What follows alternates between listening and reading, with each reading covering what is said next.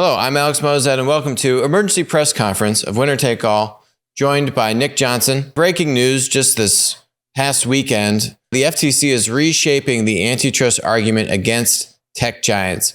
Basically, there's now a magical new word in the vocabulary of the FTC, Lena Khan, their head, called monopsony. Not monopoly, but monopsony. So what is the big deal with this word monopsony?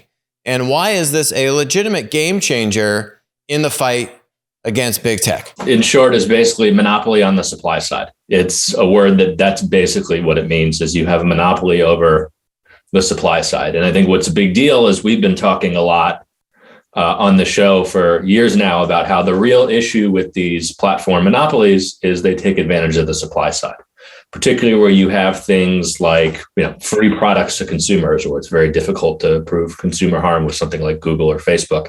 But even, and in some cases especially so, with marketplaces like Amazon, where they take advantage of the sellers, and there's a lot of pretty clear-cut examples there.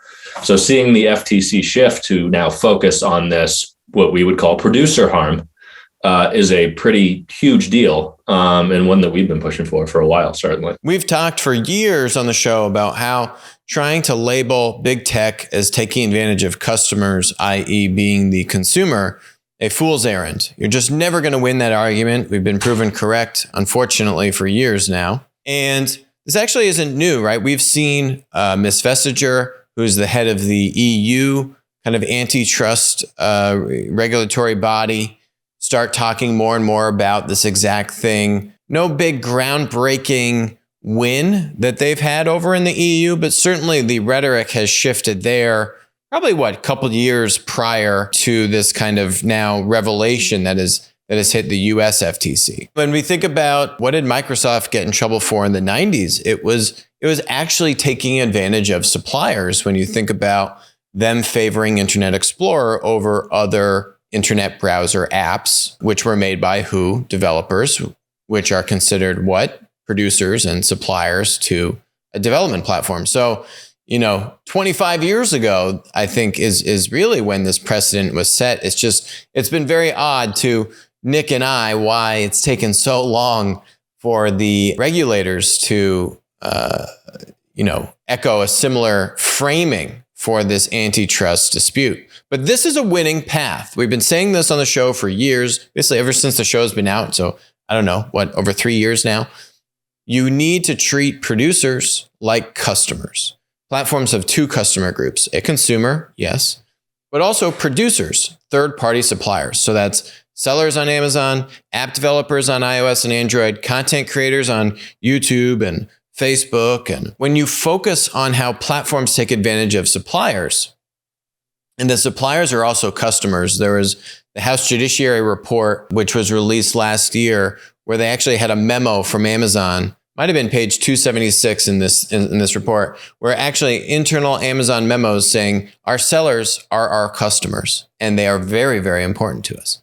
So you have platform monopolies, as Lena Khan would now call them, monopsonists, self-admitting that their sellers are also customers. And that really is the missing link in all of this, right? You can easily prove that an Amazon has over 70% market share with third-party selling marketplaces, right? Marketplaces where a third-party seller can sell products on.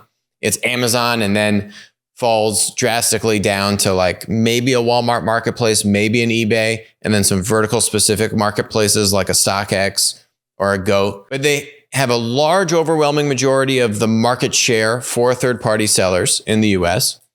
And the same thing rings true for the other tech monopolies in their other verticals, right? YouTube, Google Search, Facebook, Instagram, iOS, Android, etc.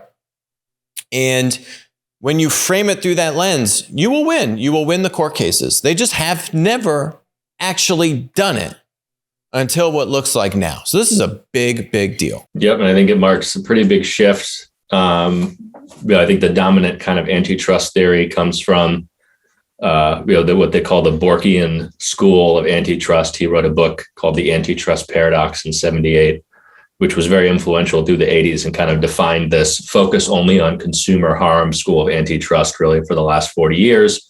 which has been dominant. And we're starting to see a shift from that. Lina Khan is part of a sort of newer school of thought, which also argues it's an older school of thought, which basically goes back to before, the Borkian theories, and says, well, antitrust wasn't always just focused on consumer harm. For decades before that, it actually focused on competition and fair markets, and that included the supply side.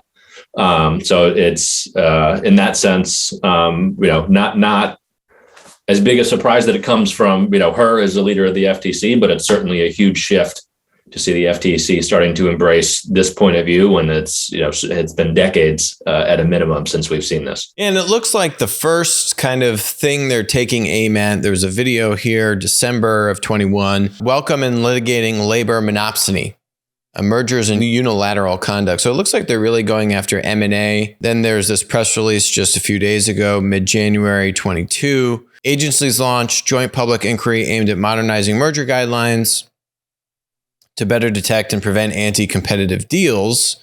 And when we scroll down here to some of the kind of recap bullets, these bullets stand out. Impact of monopsony power, including in labor markets. The agencies seek input on how to address the issue of buyer power in more detail in the guidelines. Labor markets are a key example of buyer power, and the agencies seek information regarding how the guidelines should analyze labor market effects of mergers. If you scroll back up to some of Lina Khan's actual comments in this press release, it's really zeroing in on this. Illegal mergers can inflict a host of harms, from higher prices and lower wages to diminished opportunity, reduced innovation, and less resiliency. So lower wages, who is that referring to?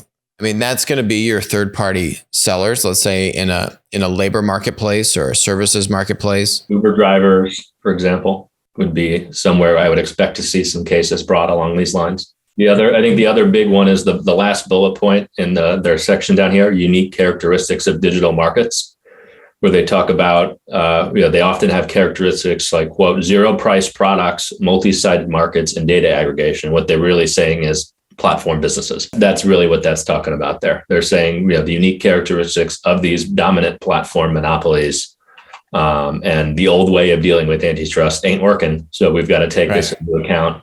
It's not an accident, I would say, that monopsony power and that are back to back in the bullet point section, because those will probably keep going hand in hand for a little while here. Yes, a zero price product, AKA I give it away to consumers for free, and then I take advantage of the producers. And that's what we've been saying for years. So it's a very pleasant shift in tone, in subject matter, and it's the right one. This will work. You will actually be able to win these cases.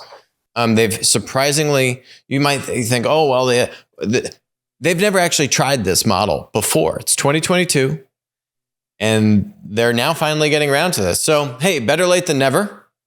But there's no precedent, right? It's not like you look at the past number of years of failed litigation and you say, oh, well, look, they've tried this in the past. They actually have not tried this.